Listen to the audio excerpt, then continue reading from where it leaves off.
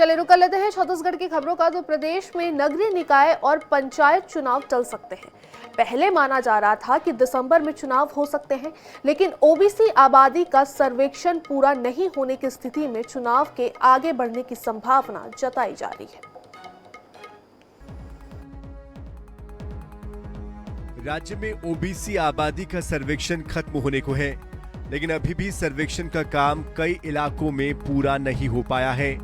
हालात ये है कि कई विभागों में सर्वेक्षण का जिम्मा कर्मचारियों को नहीं सौंपा गया है। वहीं जो विभाग सर्वे में जुटे हैं, उन्हें 54 बिंदुओं में आंकड़े एकत्र करने में हालत खराब हो रही है। गौरतलब है कि सर्वे के बाद जो डाटा सामने आएगा, उसी आधार पर आरक्षण की प्रक्रिया होगी। इस पूरी प्रक्रिया में 3 से 4 महीने लगने का अनुमान है।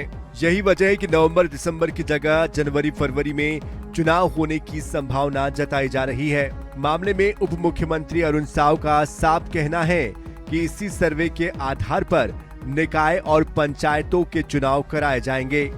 दूसरी ओर चुनाव में लेट लतीफी को लेकर पीसीसी चीफ दीपक बैज राज्य सरकार को कंफ्यूज करार दे रहे हैं।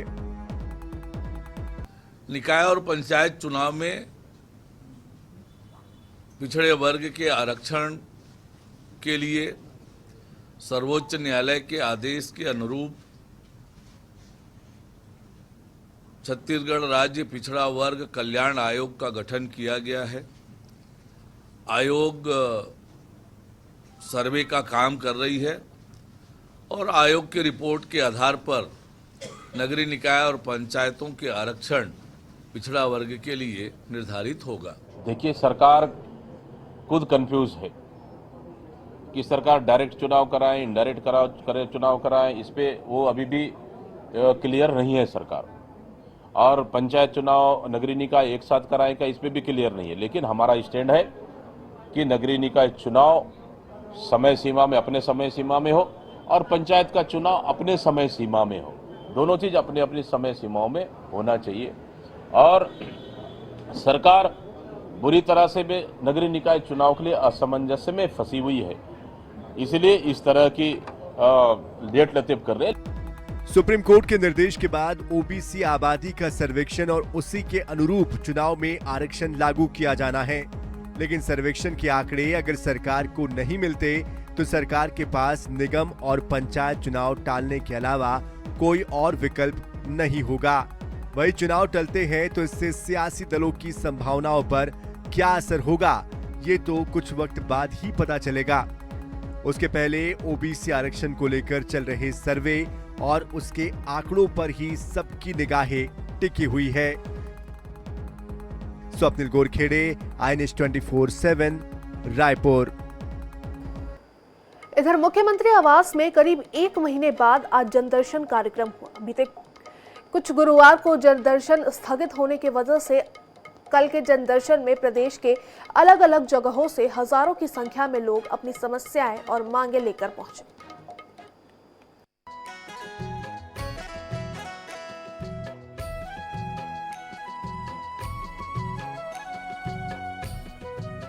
करीब 3 हफ्तों बाद सीएम आवास में एक बार फिर जनदर्शन का आयोजन किया गया है और मुख्यमंत्री विष्णुदेव साय सीधे लोगों से रूबरू होकर जो है उनकी समस्याएं सुन रहे हैं। देख सकते हैं तस्वीरों में मुख्यमंत्री विष्णुदेव साय खुद जो है लोगों के पास पहुंच रहे हैं और यहाँ पर जो है प्रदेश के अलग अलग जगहों से जो दिव्यांगजन हैं वो यहाँ पर आए हुए हैं और इनकी जो समस्याएं हैं, जो इनको इलाज नहीं मिल पा रहा है, उसको जो है लोग जो है सीएम को अवगत करा रहे हैं और सीएम यहाँ पर लोगों के आवेदन लेकर तत्काल अधिकारियों को आवेदन दे रहे हैं और लोगों की जो समस्याएं हैं, जो इलाज इन्हें मिलना चाहिए, उसके लिए समुचित दिशा निर्देश देते हुए नजर आ रहे हैं। जनदर्शन की शुरुआत से पहले मुख्यमंत्री विष्णुदेव साय ने दिव्यांगजनों से मुलाकात की। इस दौरान उन्होंने दिव्यांगजनों के लिए विशेष राहत देते हुए कई लोगों को सहायक उपकरण प्रदान किया। मुख्यमंत्री ने केरपे बीजापुर निवासी राजूराम वाचम और लीला शंकर साहू को वॉकर दिया। वहीं रायपुर के दिव्यांग कलाकार विवेक भोसले को वाद्य यंत्र खरीदने 15,000 रुपए की सहायता राशि दी। वहीं कुछ युवाओं ने पीएससी सहित शासकीय भर्तियों में आयु सीमा बढ़ाने की मांग की, जिस पर मुख्यमंत्री साय ने उन्हें बताया कि उनकी सरकार ने पहले ही पुलिस सहित सरकारी भर्तियों में निर्धारित अधिकतम आयु सीमा में 5 साल की छूट का निर्णय लिया है। वहीं जनदर्शन के बाद सीएम साय ने कहा कि जनदर्शन में लोग व्यक्तिगत और सामूहिक समस्या भी लेकर आए, तत्काल जिनका समाधान किया जा सकता है वो हम कर रहे हैं। भारी संख्या में पूरे प्रदेश से लोग आए हैं, दिव्यांग भी आए हैं और कई लोग समूह में भी आए हैं, व्यक्तिगत समस्या को भी लेके आए हैं और इसमें ज्यादातर कोई बीमारी के इलाज के लिए आर्थिक सहयोग को लेके आए हैं, कोई स्वेच्छानुदान के लिए आए हैं और विभिन्न तरह की समस्या है, कोई नौकरी के लिए आ रहे हैं और जो हम लोग तत्काल में कर सकते हैं समाधान वो सब कर रहे हैं। कुछ दिव्यांगों को यहाँ पर ट्राईसाइकिल भी दिए हैं, कुछ को आर्थिक सहयोग भी कर रहे हैं, तो जितना तत्काल में संभव हो रहा है वो कर रहे हैं। मुख्यमंत्री विष्णुदेव साय राज्य की जनता की समस्याओं की सुनवाई और अपेक्षाओं को जानने हर गुरुवार को जनदर्शन करते हैं।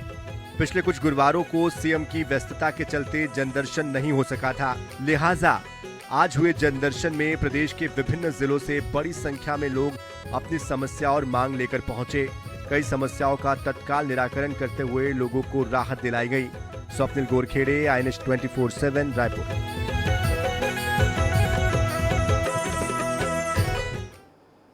तो छत्तीसगढ़ में बलौदाबाजार आगजनी कांड के बाद गिरफ्तार विधायक देवेंद्र यादव को लेकर एक बार फिर सियासी हलचल तेज है।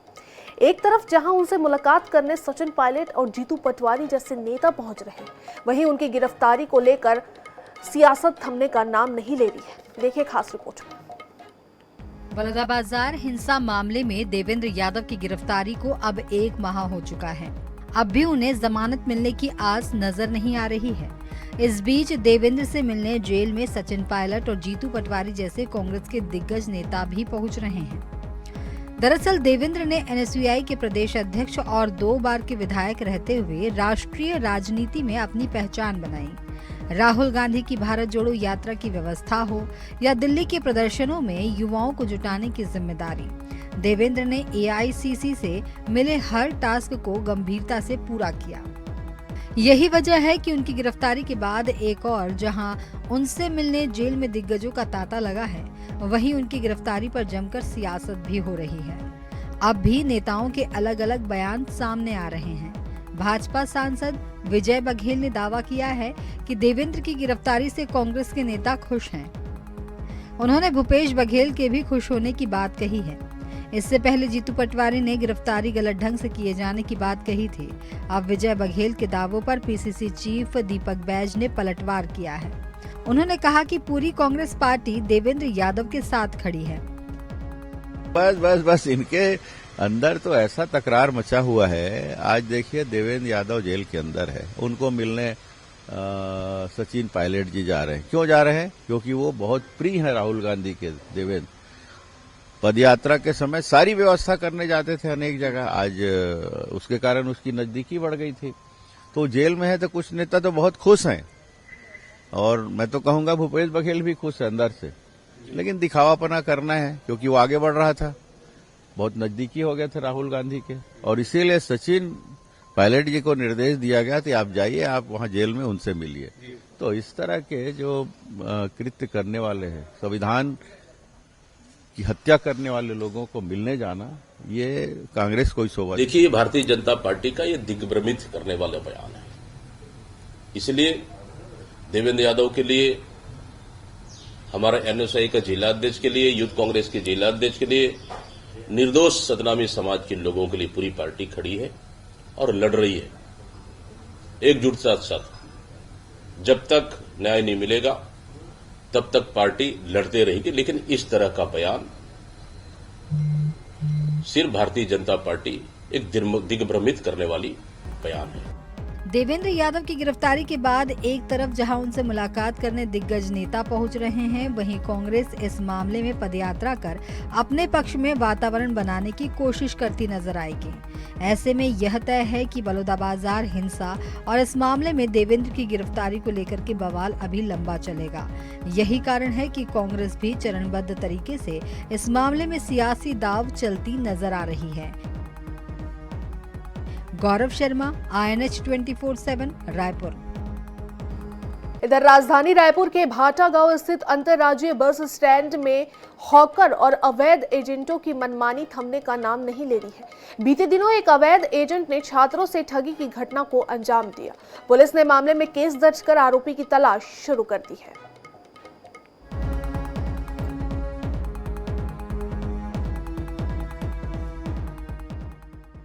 छत्तीसगढ़ की राजधानी रायपुर का बस स्टैंड पंडरी से भाटा गांव जब से शिफ्ट हुआ तब से अंतर्राज्यीय बस स्टैंड में यात्रियों और लोगों के साथ अवैध एजेंट और हॉकर द्वारा मारपीट की शिकायतें कई बार सामने आई।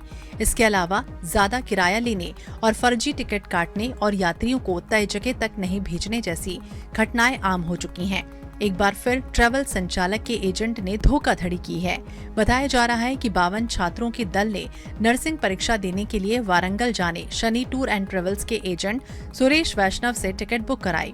इसलिए करीब 1,06,000 रुपए एजेंट को दिए गए। एजेंट को बस स्टैंड से रवाना करना था, लेकिन नागपुर पहुंचने के बाद सभी छात्रों को उतार दिया गया। वहां छात्रों ने इसका विरोध किया तो बताया गया कि उन्हें नागपुर तक का किराया मिला है। ऐसे में छात्र अपने फिर से वारंगल पहुंच गए। वहां परीक्षा देने के बाद जब लौटे तो मामले की शिकायत पुलिस से की। टिकरापारा थाना पुलिस ने इस मामले में धोखाधड़ी का केस दर्ज किया है। केस दर्ज होने के बाद पुलिस आरोपी की तलाश में जुटी है। अभी के तो जब जांच हुआ है उसमें यह पता चल रहा है कि सनी टूर एंड ट्रेवल्स में ये सौरभ वैष्णव जो है ये इसका एजेंसी का काम करता था और एजेंट के द्वारा लगभग 1,06,000 रुपये पूरे इन लोगों से वसूला गया है। बट उतने का टिकट इनको नहीं दिया गया और ना टिकट ना देकर धोखाधड़ी किया गया। एक टिकट जब्त हुआ है जिसमें दिख रहा है कि 1,06,000 रुपये इन जो शिकायत करते हैं उनके द्वारा दिया गया है। तो इससे ये समझ में आ रहा है कि सौरभ वैष्णव ने टिकट तो किया था बट टिकट की जितनी रकम होनी चाहिए थी या जितना एक्चुअल प्राइस होना चाहिए था उससे ज़्यादा लिया है। फिलहाल तो सौरभ वैष्णव फरार है, उसकी पता तलाश की जा रही है और जल्द इसमें गिरफ्तारी की जाएगी। इस मामले में छत्तीसगढ़ यातायात महासंघ के अध्यक्ष अनवर अली का कहना है कि अवैध हॉकर और एजेंट लगातार मनमानी कर रहे हैं, जिसके कारण राजधानी रायपुर की छवि खराब हो रही है। देखिए, हमने पूर्व भी अपने एसपी साहब को एक पत्र दिया था और निवेदन किया था कि साहब हम बस ऑपरेटर इसमें बदनाम होते हैं और उसके साथ साथ कोई जब नहीं समझ पाता है तो बस ऑपरेटरों के खिलाफ चालानी कार्रवाई भी होने लगती है, तो बदनामी हमारी होती है। तो आप ऐसा कीजिए कि इसमें कड़ी कार्रवाई करें और इसमें जरा से भी कोताही न बरतें। कड़ी कार्रवाई होगी तो मैं नहीं मानता कि हमारी छत्तीसगढ़ की परिस्थिति कमज़ोर है कि क्रिमिनल क्राइम करके निकल जाए और पुलिस कार्रवाई न करे। तो ज़्यादा कार्रवाई होगी और कड़ी कार्रवाई होगी तो शायद ये क्राइम खत्म हो जाएगा। जब से अंतर्राज्यीय बस स्टैंड भाटा गांव में स्थानांतरित हुआ तब से वहां पर यात्रियों और उनके परिजनों से मारपीट, अधिक किराया वसूली और फर्जी टिकट के मामले सामने आ रहे हैं। पुलिस और परिवहन विभाग समय समय पर दिखावे के लिए जांच करते हैं। ताजा मामले में भी यही बात उजागर हुई है। INH 24/7 के लिए रायपुर से मनोज नायक की रिपोर्ट। रुक कर लेते हैं अगली खबर का, जो कि बलरामपुर से निकलकर सामने आ रही है, जहां गौवंश पर एयर गन से हमला करने का मामला सामने आया है। इस मामले में पुलिस ने एक आरोपी को गिरफ्तार कर लिया है, उसके पास से एयर गन भी जब्त कर लिया गया है। आरोपी नगर पालिका अध्यक्ष सुंदर मुनि मिंज का पति है। पुलिस के मुताबिक आरोपी परम मिंज पहले भी गौ हत्या के मामले में शामिल रहा है। आरोपी गौवंश पर हमला के लिए खेत में मौजूद धान की फसल का नुकसान होने का हवाला दे रहा है।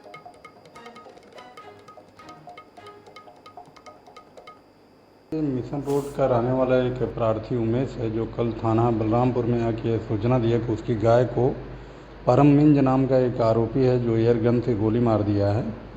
जिसकी सूचना पर थाने में अपराध कायम किया गया BNS की धारा 325 के तहत, और आज आरोपी को प्रतिबंधक धाराओं में जो है उसको जेल भेजा जा रहा है।